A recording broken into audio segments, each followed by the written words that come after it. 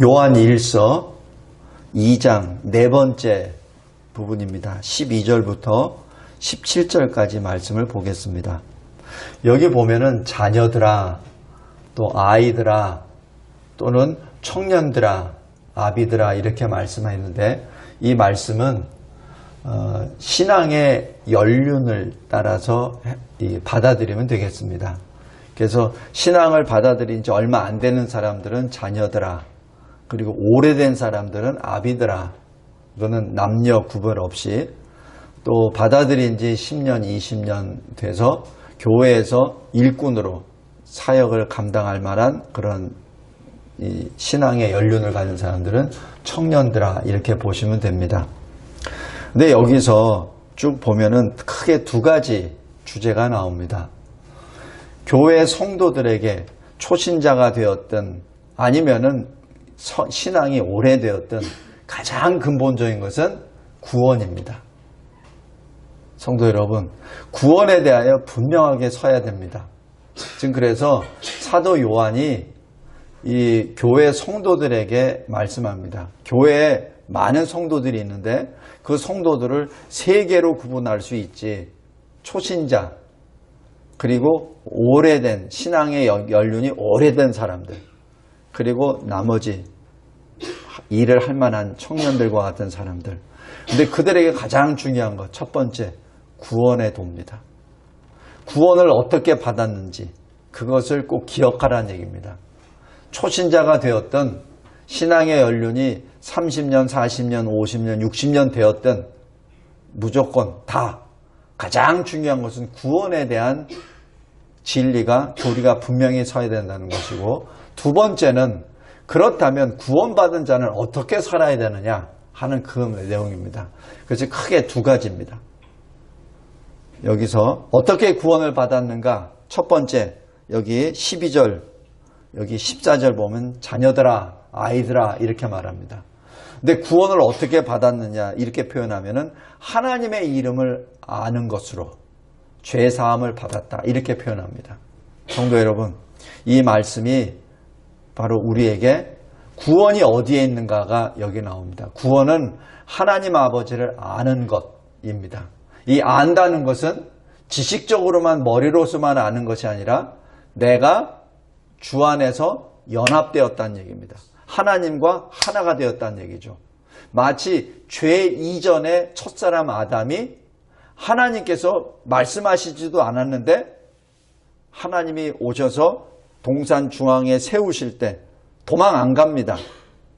그리고 하나님이 그 사람 앞에 짐승들을 보내실 때 하나님께 묻지도 않으세요. 왜 이러세요? 묻지도 않으십니다. 그 자리에서 그 짐승들의 생명들의 이름을 불러주세요. 왜냐하면 그것이 하나님의 뜻이기 때문에. 그래서 첫사람 아담은 하나님으로부터 지시도 받지 않았지만, 명령도 한마디도 받지 않았지만 압니다. 왜? 하나님과 연합되었기 때문에. 하나님이 나를 왜 여기 에덴 동산에 세우셨는지, 하나님이 왜 내 앞에 이 짐승들을 보내고 계시는지 아담은 아는 거예요. 어떻게? 하나님과 하나가 되었기 때문에. 그것이 죄 이전의 사람의 모습입니다. 우리가 죄가 없으면 그렇게 되는 거예요. 근데 우리가 하나님의 뜻을 잘 모른다고 하나님께 부르짖고 기도하죠. 왜냐하면 우리가 여전히 죄의 영향을 받고 있기 때문에 그렇습니다.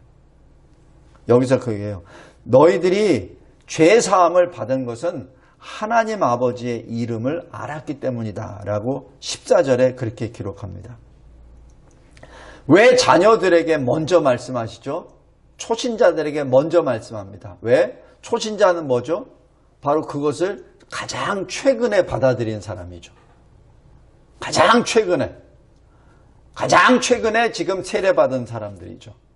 그렇기 때문에 정확하게 말씀합니다. 그리고 요한복음 17장에 이렇게 말씀합니다. 영생은 유일하신 참되신 하나님, 그리고 그가 보내신 그의 아들 예수 그리스도를 아는 것, 그것이 영생이라고 했죠. 그게 뭐예요?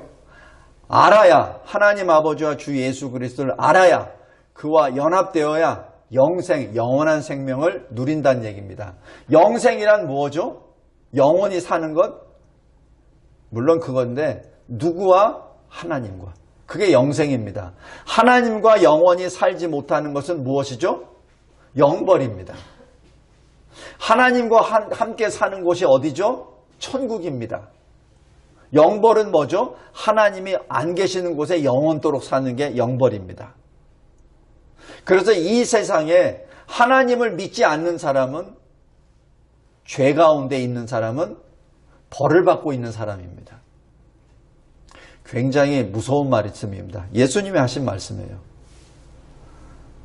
영생은 유일하신 하나님과 그리고 하나님이 보내주신 하나님의 아들 예수 그리스도를 아는 것입니다. 에베소서 2장 1절에 우리는 허물과 죄 가운데 죽었었죠. 근데 죽었었던 우리를 살리셨죠. 어떻게 살리셨죠? 바로 하나님을 아는 것으로 살리신 것입니다. 요한복음 6장 44절에 또 이런 말씀이 나옵니다. 나를 보내신 아버지께서 이끌지 아니하시면, 나를 보내신 아버지께서 나를 이끌지 아니하시면 아무도 내게 올 수 없다라는 얘기죠. 그 얘기는 뭐예요? 내가 아버지께 나아갈 수 있는 것은 아버지께서 나를 강력하게 강권하여 전능하신 손으로 나를 이끌어 주셨다는 얘기입니다. 여기서 이끌다는 이 표현이 강제성을 의미합니다. 강제로 이끌었다는, 강제로 잡아들였다는 얘기입니다. 우리가 죄와 허물 가운데 죽었었던 이 깊은 계곡 속에 흩어져 있는 메마른 뼈와 같은 죽은 존재였었는데 하나님께서 강권하여 우리를 이끌어 주셨기 때문에 오신 것이죠. 그게 뭐죠? 우리의 구원은 절대적인 하나님의 역사라는 얘기입니다. 그것을 은혜라고 표현합니다. 그래서 에베소서 2장 5절에 은혜로 구원을 받은 것이다 라고 기록을 합니다. 그래서 갈라디아서 5장 1절에 그리스도께서 우리를 자유롭게 하려고 우리에게 자유를 주셨다는 얘기죠. 우리는 자유를 쟁취한 사람이 아니라 자유를 받은 사람입니다. 공짜로 받은 사람이에요. 그래서 우리가 공짜로 받았기에 너무 쉽게 손을 놔버립니다. 이 믿음도 마찬가지입니다. 믿음도 공짜로 받았어요. 우리가 무엇을 열심히 일을 해서 받은 게 아닙니다. 이 믿음도 하나님이 공짜로 주셨어요. 근데 그 공짜가 싸구려가 아닙니다. 하나님 아들의 피값입니다. 생명값입니다. 창조주 하나님 말씀의 생명값입니다. 이 세상 그 무엇보다도 바꿀 수 없는 이 세상의 근원 되십니다. 그 근원, 그 값으로 우리의 생명을 사신 것이죠. 근데 우리는 그것이 공짜로 나왔기 때문에 너무나도 쉽게 믿음을, 신앙을 팽개쳐버립니다. 거기에 대한 단적인 증거가 지난 3년 동안 있었던 코로나19로 인해서 너무나도 쉽게 우리는 예배를 팽개쳐버리는 모습을 봅니다. 그리고 지금 현재 회복되지 않은 많은 성도들, 교회들을 바라봅니다. 성도 여러분, 첫 번째 요한일서 2장 12절 그리고 14절에 자녀들아, 아이들아, 지금 사도 요한이 첫 성에 나오는 것, 구원은 아는 것이야. 하나님을 아는 것이야. 다시 한번 그렇게 말씀합니다. 다음에 두 번째 13절 14절에 아비들아 이렇게 말합니다. 아비들아라는 얘기는 뭐죠? 신앙의 경륜이 오래된 사람들입니다. 우리가 자칫 잘못하면 내가 세례받은 지 30년, 40년, 50년 됐어 이렇게 얘기하면 뭐죠? 그 말 자체가 나 건드리지 마. 신앙에 대해서 나 건드리지 마. 말씀에 대해서 내 건드리지 마. 내 삶에 대해서 건드리지 마. 하는 그것이 은연중에 깔려 있습니다. 그래서 감히 나한테 그 교만입니다. 지금 이 사도 요한이 그들에게 말합니다. 아비들아, 아비들아. 내가 너에게 쓰는 것은 이 서신서는 너희가 태초부터 계신 이를 알았으며 똑같습니다. 초신자나 오래된 성도나 답은 똑같아요. 태초에 계신 이를 네가 알았지. 그게 뭐예요? 네가 구원을 받았지. 태초에 계신 이가 누구죠? 하나님 아버지. 또 태초에 하나님과 함께 계신 분이 누구죠? 말씀. 그 말씀으로 말미암아 모든 것이 지음을 받았죠. 예수 그리스도께서 바로 그 말씀이 육신이 되어 오셨죠. 그 말씀이 우리를 위하여 십자가에 달려 대속의 역사를 성취하셨죠. 그 말씀이 다시 이 세상에 오시죠. 아비들아, 너희들이 그것을 알고 있지. 지금 그 말씀입니다.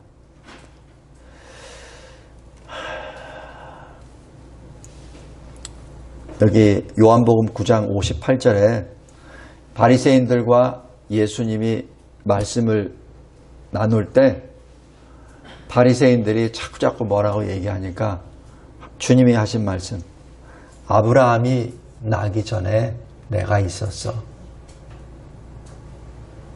이 말씀 때문에 예수를 공개적으로 죽이기로 작정을 하죠. 돌로 쳐서 죽이려고 합니다. 근데 아브라함이 나기 전에 계셨다는 얘기는 뭐죠? 창조주라는 말씀이십니다. 지금 이 아비들아, 믿음의 이 신앙 경력이 연륜이 깊은 사람들아, 초심으로 돌아가라. 초심으로 돌아가라. 처음 사랑으로 돌아가라. 겸손하라. 우리 처음 세례 받을 때 그 마음, 그 자세, 처음 전도 받았을 때 그 마음, 그 감격으로 돌아가라는 얘기죠. 너희들이 그냥 그 몇십 년 됐다는 그것 때문에 스스로 벽을 쌓고 스스로 어떤 위치에 올라가려고 그 자리에서 누구를 평가하거나 판단하려고 하지 말고 처음 사랑으로 돌아가라는 얘기죠. 처음 사랑으로. 그 기본이 하나님을 아는 것입니다. 셋째로 청년들아 라고 말씀합니다. 여기 13절, 14절입니다. 청년들은 누굽니까? 힘 있는 자죠. 교회에서 직분을 받아서 열심히 일할 수 있는 능력과 그리고 기회를 받은 사람들입니다. 그런데 청년들아 라고 뭐라고 하시냐면은 13절에 너희가 악한 자를 이기었어. 14절에 너희가 강하고 하나님의 말씀이 너희 안에 거하심에 너희가 흉악한 자들을 이기었어 라고 말씀합니다. 성도 여러분, 우리가 이 세상에서 세상의 빛이 될 수 있었던 것은 빛의 능력이 있기 때문에 그런 것이죠. 어둠을 이겼기 때문에 그렇죠. 빛이 바란다는 얘기는 어둠을 이겼다는 증거입니다. 어둠보다 강하다는 증거죠. 근데 만약에 어둠보다 빛이 약하게 되면 어떻게 되죠? 꺼지죠. 지금 이 청년들아라고 그렇게 말씀합니다. 이것은 강함으로 이겼다는 것이요, 말씀으로 이겼다는 얘기입니다. 예수님께서 공생애를 시작하시기 전에 이 사탄 마귀에 의해서 시험을 받으시죠. 광야에서 40일 금식을 하십니다. 그 40일 금식한 후에 마귀가 와서 테스트를 하죠. 첫 번째, 네가 하나님의 아들이야? 그러면은 그렇게 배고파서 쩔쩔매지 말고 이는 돌을 일단은 빵으로 만들어서 네 배나 먼저 채워. 그럼 내가 너 하나님의 아들인 걸 인정할게. 세상 사람들이 마찬가지예요. 네가 하나님의 사람이야? 그리스도이냐? 그런다고 주일 성수한다고 목을 매? 거기다가 수요 예배까지 드려? 거기다가 매일 와서 교회 와서 기도해? 그래? 그렇다면 너 지금 헤매고 있는 네 건강 문제 해결해봐. 너 지금 아파서 약 먹고 있잖아. 너 지금 돈이 없어가지고 네 자녀들한테 제대로 뭐 해주지도 못하잖아. 해줘봐. 그거부터 해봐. 그럼 내가 너 크리스찬인 거 믿을게. 성도 여러분, 이것이 세상의 유혹입니다. 그래서 자꾸 그리스도인이 세상에서 존재한다는 그 자체를 하나님 없이 존재하는 존재로 만들어 가려고 하는 것이 세상의 유혹입니다. 사탄의 유혹입니다. 주님이 하신 말씀이 뭐예요? 사람은 빵, 떡으로만 사는 존재가 아니라 하나님의 입에서 나오는 말씀으로 사는 존재야 라고 말씀합니다. 그때 처음에 하신 말씀이 뭐죠? 기록되었으되 라고 말씀합니다. 그게 뭐예요? 이건 내 말이 아니라 하나님의 말씀이야. 그 얘기는 하나님의 말씀이 생명이요 진리요 길이야 라는 선포입니다. 또 사탄이 마귀가 또 저기 꼭대기로 올라가죠. 산 꼭대기에. 그래서 주님한테 말씀합니다. 이 세상 거 다 내 거야. 거짓말이죠. 어떻게 사탄이 이 세상의 주인입니까? 하나님의 주인이죠. 주님한테 말씀합니다. 나한테 너와 나 단둘밖에 없어. 아무도 안 봐. 그러니까 내 앞에 무릎만 꿇어. 내가 다 줄게. 다 거짓말입니다. 이때 주님이 하신 말씀 똑같습니다. 기록되었을 때 주 너 하나님께만 경배를 드리라. 성도 여러분, 이 주님이 공생애를 시작하시기 전에 사탄 마귀를 쫓아내실 때 말씀으로 쫓아내십니다. 그것이 여기 청년들아 라는 말씀입니다. 너희들이 이겼다. 너희들이 강했지. 뭘로? 말씀으로 강했지.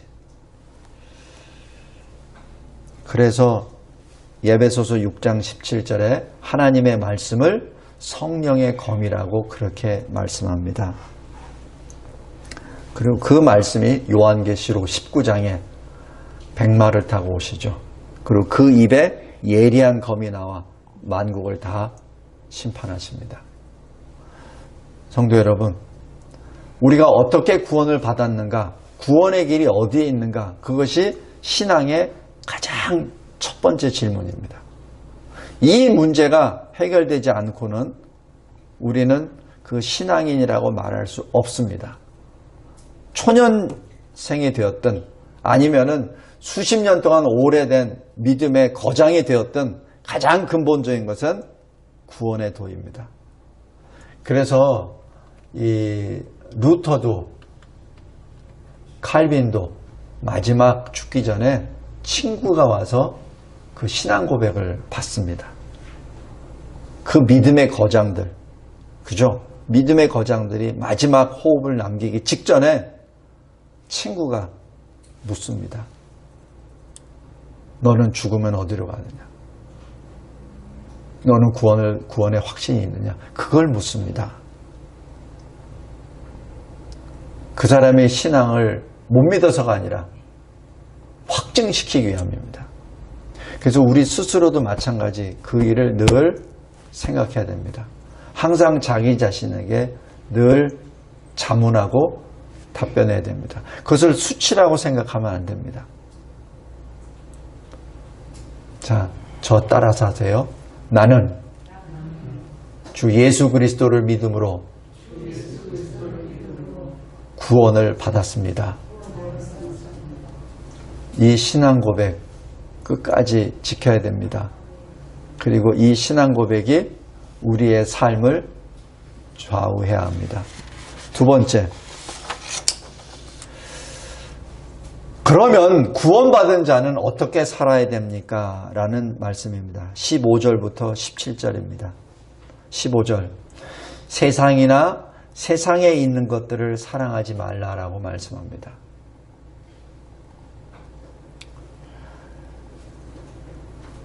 이 똑같은 말씀이 골로새서 3장 1절에 위의 것을 찾으라. 위의 것은 뭐죠? 아래 것, 땅의 것을 찾지 말고 위의 것, 하늘의 것, 하나님을 찾으라는 얘기입니다. 위의 것을 생각하지 말고 땅의 것을 생각하지 말라. 우리는 이미 십자가에 예수와 함께 죽었습니다. 나의 옛사람이. 그리고 나는 그리스도 안에서 새 사람으로 다시 태어났죠. 그것을 잊지 말란 얘기입니다. 그래서 우리는 그리스도 안에 새로운 피조물입니다. 우리에게 새 영이 부어졌잖아요. 그럼 새 영이 부어졌으면 새 부대가 되어야 되죠. 새 영이 부어졌는데 옛 부대로 가면 부대가 터져버리죠.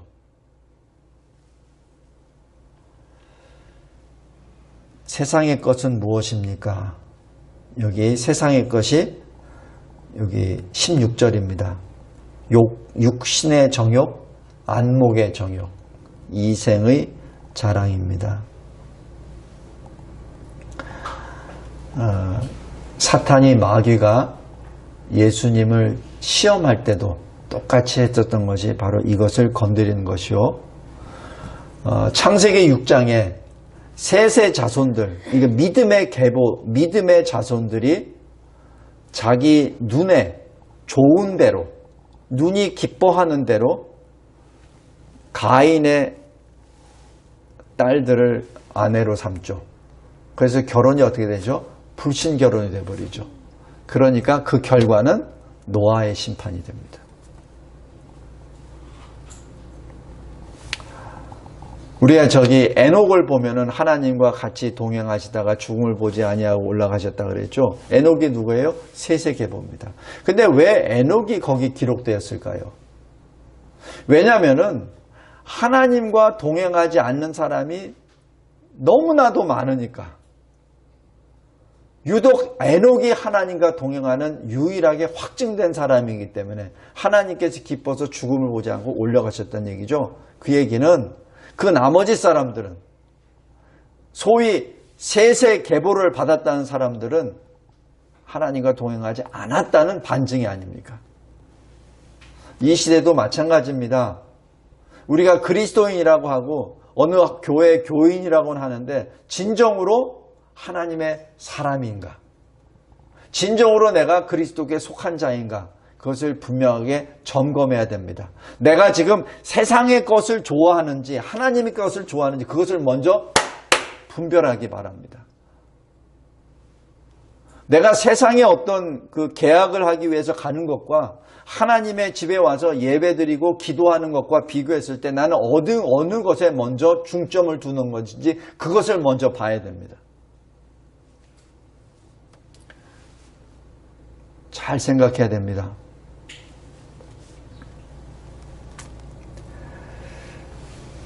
왜냐하면 베드로전서 5장 8절에 근신하라 깨어있으라 너희 대적 마귀가 우는 사자같이 두루다니며 삼킬 자를 찾나니 라고 기록합니다. 여기서 굉장히 무서운 말씀, 삼킬 자를 찾습니다.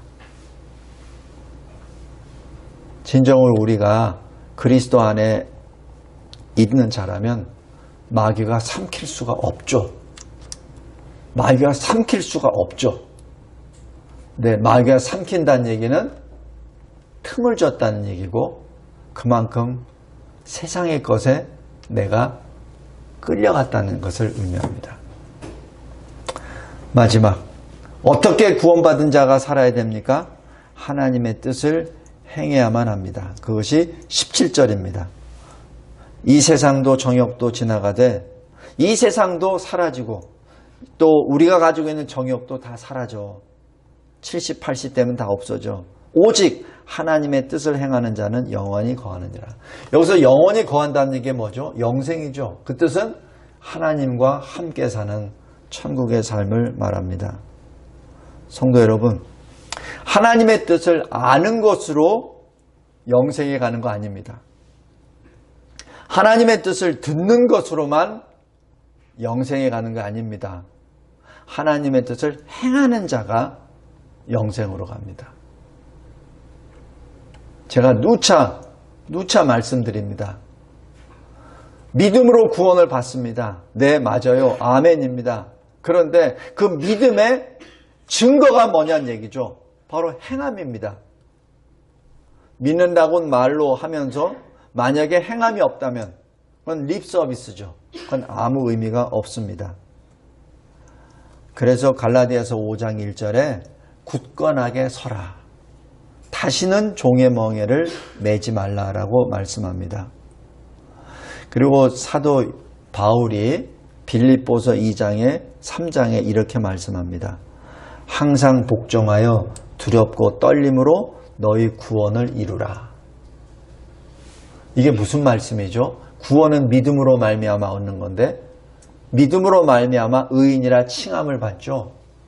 그런데 내 삶이 변화되는 그 과정, 성화입니다. 여기서 구원을 이루라는 얘기는 칭의를 받았어? 그럼 성화의 길로 걸어가서 영화를 얻어, 그런 얘기입니다. 영화에 이르란 그 뜻입니다. 왜냐하면 우리가 여전히 이 육신을 입고 있기 때문에, 우리가 시험을 받고 있는 존재이기 때문에 그렇습니다. 두렵고 떨림으로 너의 구원을 이루라. 빌립보서 3장에 그것을 잡으려고 달려가노라.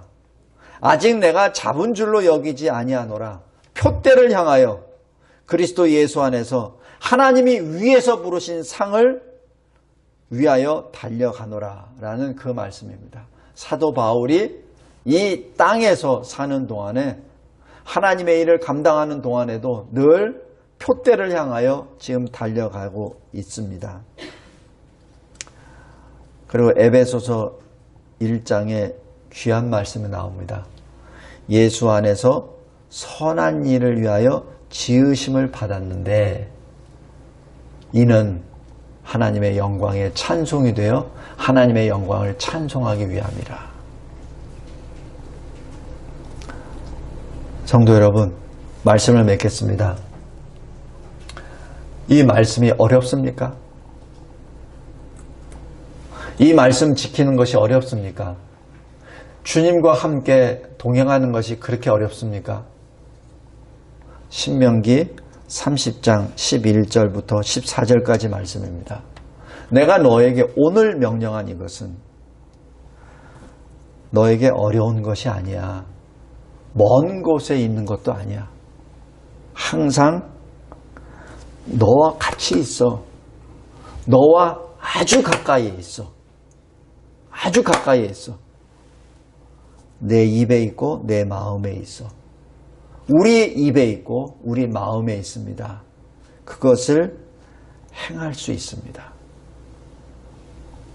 오늘 여기 요한일서 2장 4번째 말씀. 우리가 신앙의 연륜이 어떻게 되었든지 간에 상관없습니다. 가장 중요한 것, 구원의 도입니다. 구원은 하나님을 아는 것입니다. 그리고 구원받은 자는 세상의 것을 사랑하면 안 됩니다. 그렇다고 하여 세상과 떨어져서 무인 고도에서 살라는 얘기가 결코 아닙니다. 세상을 사랑하지 말라는 것, 세상의 것을 사랑하지 말라는 얘기는 세상 안에 살되 거기에 노예가 되지 말라는 얘기죠. 거기서 떠나라는 얘기가 아닙니다. 세상 속에 살아. 왜냐하면 세상 속에 살면서 내가 구원할 자들이 많이 있거든. 그들을 이끌어내. 그러니까 너도 세상 속에서 살아. 세상 속에서 빛을 발하며 살아. 그 뜻입니다. 세상 속에 살되 세상 것을 사랑하지 마.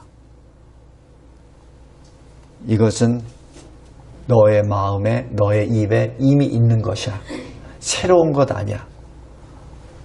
하나님의 뜻을 따라 행하는 자가 되라. 기도하겠습니다. 하나님, 감사하고 감사합니다. 늘 저희들에게 구원의 가장 근본적인 진리를 또한 가르쳐 주심에 감사합니다. 새로운 것이 아니요, 이미 우리 마음과 입에 있는 것입니다. 그것을 가르쳐 주시고 다시 세상의 빛으로 살 수 있도록, 그래야 이 세상의 빛을 바람으로 인하여 세상 사람들이 우리의 행실을 보고 하나님 아버지께 영광을 돌리게 하시는 마태복음 5장의 예수님의 그 말씀을 이루기 위한 가르치심을 또한 감사합니다. 하나님, 하나님의 뜻을 행하는 자, 그리고 천국의 소망을 가진 자, 영생으로 주님의 영광을 찬송하는 자 되게 하여 주심에 진심으로 감사합니다. 이 진리를 늘 마음에 새기며 걸어가는 우리 모두가 되게 하옵소서. 예수 그리스도의 이름으로 기도드리옵나이다. 아멘.